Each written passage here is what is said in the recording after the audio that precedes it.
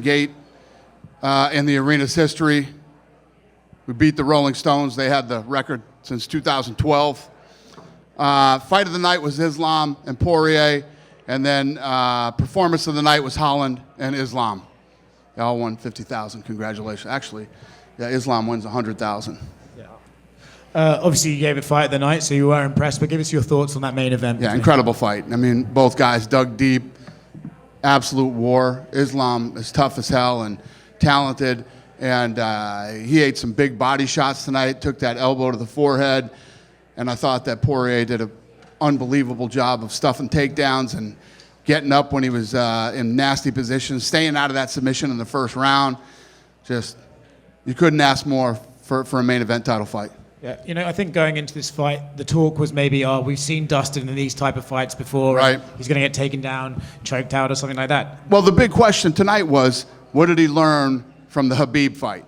I mean, after that fight, he was horrified. He said, I couldn't believe, how I couldn't do anything against him, and he's going in against a protege guy who, fights exactly like him. And obviously, he worked hard on the takedown, defense, and getting back up from the bottom. And for him to show that sort of heart, right, he's getting taken down, he's been in that position before against Khabib, but to not quit on himself and to keep fighting, you couldn't really ask for more from him tonight. I agree. And going into this fight, it's he knew what to expect. He knew exactly what to expect, and I'm sure they worked on that a lot in their camp, but you'll have to ask him about that. But he looked great. It was an awesome fight. Yeah, it's fun. He did say in the cage that he thinks this might be it. Do you think he should walk away if he's talking like that, or do you think Dustin has more to offer the sport, and you never know, he might be able to climb back to another title fight in the future? Well, I think last time that we got together and talked after his fight, we were talking about Saint Denis and how he sort of flipped out. And, I say this all the time. Fighters are a very paranoid bunch, They're trying to get me beat, or they're trying to do this. We don't do anything. We put on fights. Whether you win or lose is up to you. And I think that Dustin, coming out of the Saint Denis fight, had to have a lot more confidence than he had going in. We put you in these positions to do great things and achieve greatness. And he was that close tonight, coming back and possibly winning a world title. Would you like to see him fight again? It's up to him. It's not up to me. It's up to him. He knows what he wants, doesn't want. He knows how he felt. He knows how he feels right now. That's all up to him. Listen, he's a star. He can stay around here as long as he wants to. Co-main event, Sean Strickland beat Paulo Costa. There was kind of a weird judges' scorecard in there. They gave it to Paulo, I think. It wasn't weird. It was fucking nuts is what it was. It's insane. That guy should never ref a big fight again. They should kick him back down to the minor leagues and let him work on his judging. It's unbelievable. I mean, how anybody who isn't an absolute fucking lunatic could call that fight a split decision. I don't even know what to say about that. It's insane. That guy shouldn't be judging big fights. What did you think of Sean Strickland's performance? He said he wanted to do more, but Paulo was running away from him and he couldn't engage in him. What did you think of his performance? Yeah, I mean, it's not the fight I expected. I mean, every time you see Paulo Costa in a fight, it's a war. He usually goes to war. But you could tell tonight he couldn't get off. Brilliant kicking that leg the way he did. Strickland's tough as hell. Was eating those leg kicks, all night. Has he been in here yet? No? Yeah, I'm wondering how he's walking because, I haven't heard anything, but he did some big damage to that front leg, and, I thought he fought a beautiful, perfect fight. I mean, he's a very awkward guy to fight, and how he throws those teep kicks, and his hands are so good. He's very elusive and beautiful jab, and he basically picked Costa apart and shut him down. And for Paulo, on the broadcast, Joe Rogan said he feels that Paulo hasn't been the same since he lost to Israel, and he maybe lost a bit of confidence and doesn't fight the way he used to. Do you agree with that assessment, or do you think maybe Paulo's just trying to find different ways to fight? No, I think that I expected him to come in and turn it into a street fight eventually. Maybe they had my thought process in the first two rounds, I was like, okay, they have a game plan that he's sticking to. He's chopping that front leg, trying to get him, and then he's going to turn this into an absolute street fight, and the street fight never came. I think that Strickland was way too unorthodox for him and kept that jab in his face and kept pressure on him basically the same way he did Izzy. Dana right here. Joe Rogan on the broadcast called Islam the perfect lightweight, and they're just the size, his style of fighting, just his fight IQ. I'm curious, where do you rank him in this pantheon of lightweights that we've seen over the years? Yeah, I think he's one of the greatest of all time. I don't think I think he's incredible.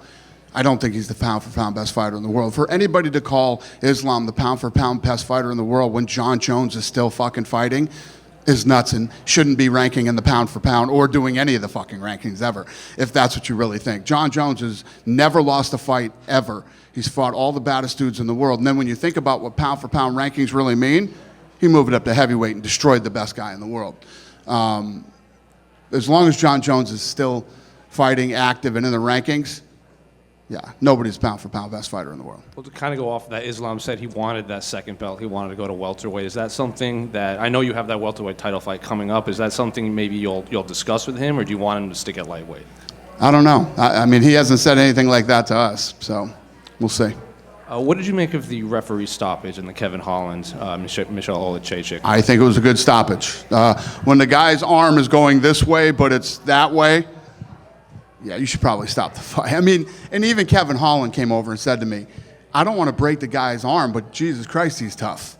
You know what I mean? And I respect that, the guys that don't tap, but if you don't tap and that's happening to your arm, I think that the ref needs to step in and stop the fight so you don't do permanent damage to the guy. He wasn't getting out of that, and it wasn't getting any better. You obviously unveiled the new gloves today. Pretty much all the fighters except for Sean had glowing reviews. Sean wasn't the biggest fan of them, but have any of them talked to you about the design or what they liked about it, what they didn't like about it? No, I haven't heard anything yet. We'll see in the next few days what people thought of them. And unrelated to this, you announced a bunch of fights for the Abu Dhabi card. I think the most notable one is the return of Nick Diaz. So I guess what went into that? And I guess a lot of people, surprised that Nick was coming back, surprised he was in Abu Dhabi, and surprised he settled on Vicente Luque. So what went into that booking? Yeah, he came to us and said that he wanted to fight. He was texting me and wanted to meet. And what the hell just were we? We were down St. Louis. He was going to be there, wanted to meet. Hunter got together with him, and they ended up getting a deal done. Kevin Holland said he was the original opponent, but he didn't want to wait until August. Is that true, or did he give a list of fighters? Yeah, I mean, we're always throwing people at Kevin Holland all the time, and yeah, I don't know if that is true, but it probably is. If Kevin said it, then it's true. I've never heard Kevin make any shit up, so it must be true. Last one for me. After Tony Ferguson's last fight, you said you wanted him to retire. Mm-hmm. You have another fight with Michael Case. Is this going to be it for Tony Ferguson, win or lose? Yeah, I hope so. Yeah, I would like to see him retire. Yeah.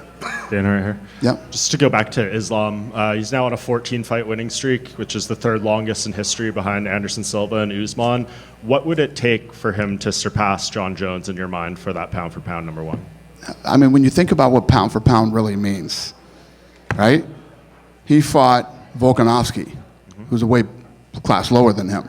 John Jones beat everybody at light heavyweight, then beat the best heavyweight in the division like it was nothing at a higher weight class. So, I mean, John Jones is absolutely positively the pound-for-pound best fighter in the world, probably the greatest fighter of all time in any sport. When you talk about who's the baddest dude in the world, you put two guys in a room and who walks out, John Jones walks out of the fucking room every time. No question about it.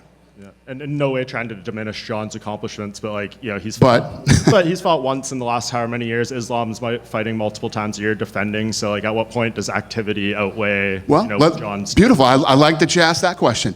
Let's talk about activity. 3 years off. Nobody, not even Ali. Nobody's ever come from 3 years off and looked the same. John Jones walked through the number one guy in the heavyweight division like it was nothing with 3 years off. Yeah. John Jones is the best ever. Ever. And when I say ever, I mean in any combat sport. He's the best ever. You throw John Jones in a room with anybody, John Jones walks out of the room. John's saying he's fighting Stipe November 9th in New York. Is that fine? I love it. Yeah. Nothing's official yet, though, obviously. Yeah, I'm in. Great. And Donald Trump was here again tonight. I know he's had a very crazy week and everything. Was there any hesitation maybe bringing him for this particular event, given everything that happened in the past few days? Any hesitation for him to do what? Come? Yeah, just make this type of public appearance. I don't know. How do you think it went tonight? It seemed like the crowd loved him. Yeah, probably a good idea to show up tonight. And one more. Next month, the Hall of Fame is happening. Anderson Silva versus Chael Sonnen will go in there, and they're doing a boxing match 12 days before that. Are you expecting them to both be in attendance after they do that boxing match? Say that to me again. Who's boxing? Anderson Silva and Chael Sonnen are doing a boxing match in Brazil 12 days before their Hall of Fame induction. That's crazy. I didn't know that. You didn't know that? No, I had no idea. Who do you think wins first reaction? Boxing? I would have to go with Anderson Silva on the boxing match, yeah. Yeah. Apparently, Anderson wanted to do MMA and Chael wanted to do boxing. Huh. Yeah. Okay. He wants what? He wants to box Jorge Masvidal after Anderson Silva. Yeah. Speaking of boxing, Mike Tyson versus Jake Paul is delayed. I know you're close with Mike. I guess, are you happy that they're looking out for his health in that instance? And do you even think it should be rescheduled, period, given this ulcer flare-up? 100%. Yeah, obviously I know a lot about it, but I'm not going to talk about it publicly. Yeah, you know. Yeah. For the first time probably ever in my life, I have no comment on something. That's Mike's world, and you know he gets pissed at me every time I talk about that stuff. Good for him, and they'll figure it out. Dana right here. Kind of sticking with the middleweight theme that was tonight. Any progress on the middleweight title fight? Is it Dricus versus Izzy, nearing the finish line, so to speak? Yeah, we're working. Obviously, when it's done, we'll let you know. Thanks. Yep. You earlier were mentioning that you wanted to see what happens with Bilal and Leon Edwards. We're going to get that done. Whatever happens if Bilal gets hurt and Islam does want to step in against against Edwards, do you actually think that would ever happen? Would you try and book that if he's healthy and Bilal gets hurt, say? Well, like you're saying, like he was just saying a minute ago when he was talking about Islam. Islam's has accomplished a lot of things in that division. He's done some incredible stuff. I don't know. We'd have to get in and talk about it, look at it, and I don't know. So you're not adverse then to say book him a title fight if the situation was right, you think? Right. Okay. Yeah. Yeah, I mean, the guy has accomplished a lot in his career, and obviously in this division, and yeah, we'll look at it. Dana, you spoke about, the crowd a little bit. The first time you guys been here since 2019. Yeah. Just what was your overall thoughts of just the energy? And This place was incredible, man. It was awesome. This place was buzzing all night. They were waiting for something to happen. Yeah, jerseys. So tonight, the arena bought me this board, and it's all the fights in order that have been in New Jersey. And what's incredible is the first fight in Jersey was in 2000. Me and the Fertittas were there looking at, the UFC at the time. Then we come back in 2001 at the Taj Mahal. We come back to the Taj Mahal for the second fight, and then the third fight is at the Meadowlands. So it's kind of cool to see the posters all laid out and think about, basically 25 years ago, how, we were at the first one here in Jersey. So Jersey's always been good to us, and it's always fun to come back here. Thanks. Hey, Dana. Jailton Almeida said he wants to face Cyril Gane in September. Is it a fight that interests you? I don't know. I don't even think about this stuff until we get back to the office and get back in the war room and start talking. But the initial idea to Paris, it's something like Cyril Gane, or don't? I don't know. Anything's possible. I off the top of my head right here, right now, I couldn't tell you who's going to fight Cyril Gane next or what's going to happen next. So, okay. And what did you think about the performance of Jailton? Yeah, looked good. Great fight. Yeah. Thank you. Yep. Dana, right here. What's up, bro? Kevin Holland has been a guy, like you said, you throw names at him all the time. Tonight he put out, an awesome performance. It was a short notice fight too. What's his value been like to the company, and what do you think about his performance tonight? Listen, I like him very much personally. We have a great relationship, and he's fun to watch,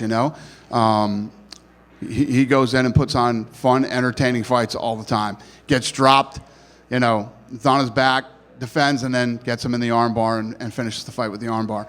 He's always fun and exciting to watch. Definitely. And this one was kind of surprising. After the unanimous decision victory for Eileen Perez, she came back here and actually said that she was ready for a full-fledged 5 rounds, if need be, with Kayla Harrison. What are your reactions to that? I love it. I love when people talk like that. I love when that's their attitude. I love when they want to step up and take opportunities and go after the big dogs. It's good stuff. Thank you. Hello, sir. Hi.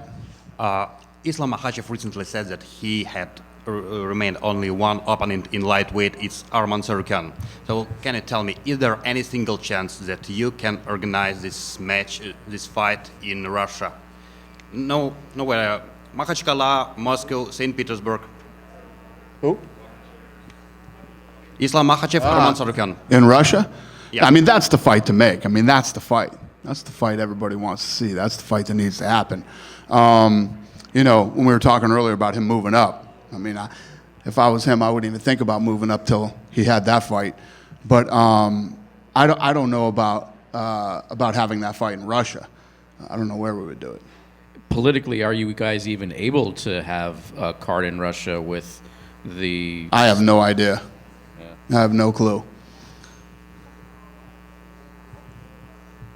Cool. Have a good... Then here, yeah? Sorry, thank you.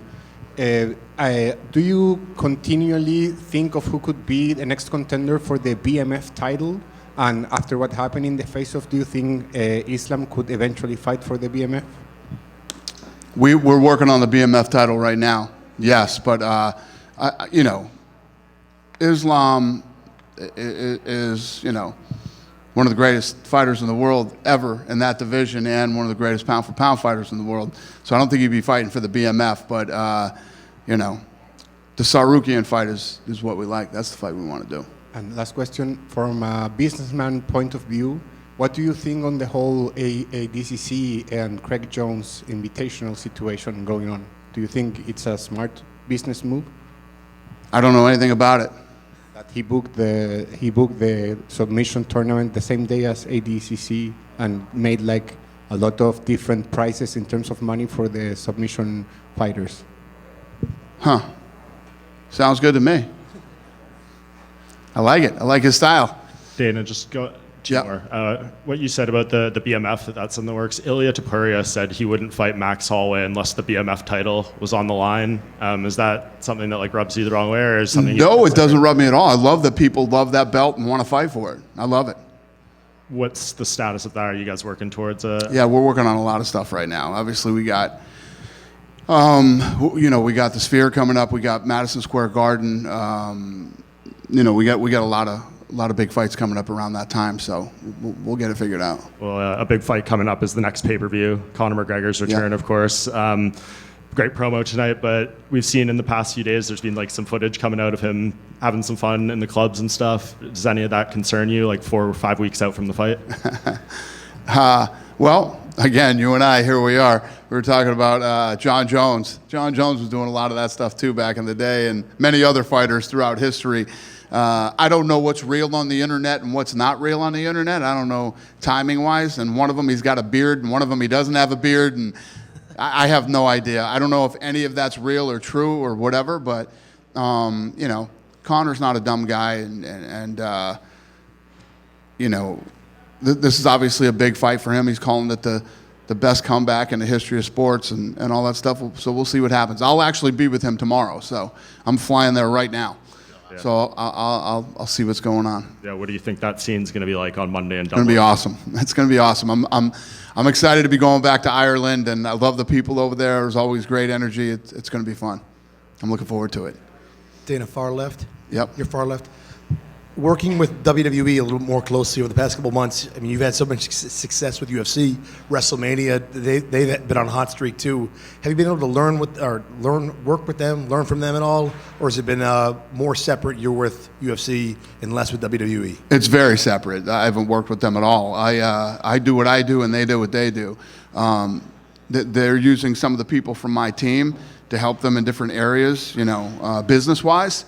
But as far as putting on live events, I mean, WWE is very good at what they do, and we're very good at what we do. And, you know, that's about as far as it goes with me. It is significant to have a former president here, someone running for president as well. But I think that politics aside, the part of the relationship that gets maybe less heralded is the loyalty. Like you talk about Jersey, the Trump relationship, what you guys have been connected since the 90s? Well, it's like what we were just talking about. When the Jersey, the arena here brought me all the fights in line. I wish I had it here. I'd show it to you. But all the fights that have happened in Jersey, and the first one, Bob Meyerowitz owned, and that was in 2000.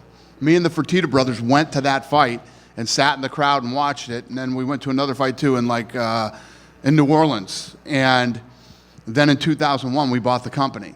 So the first fight on there is the one that we were at watching, looking at the company.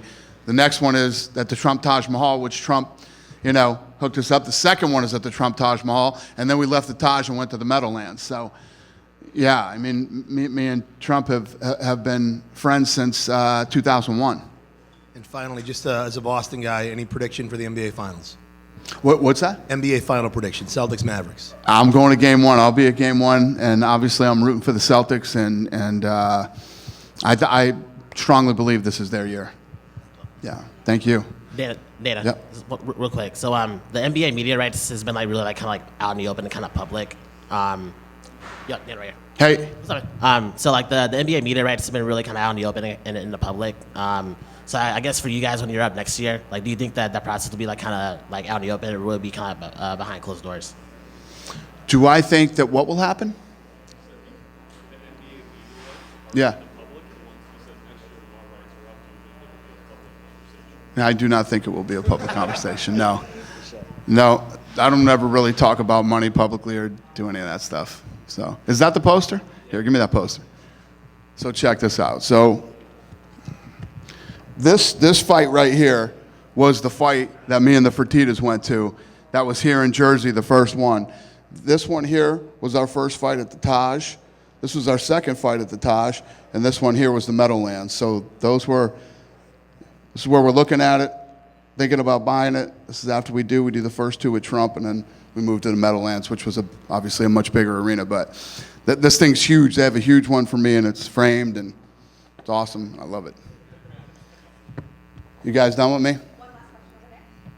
Who we got? Hi, Dana. Hi. There was the report that Khabib's brother Usman was escorted by the Secret Service from the arena. What happened? Еще раз по-русски скажите.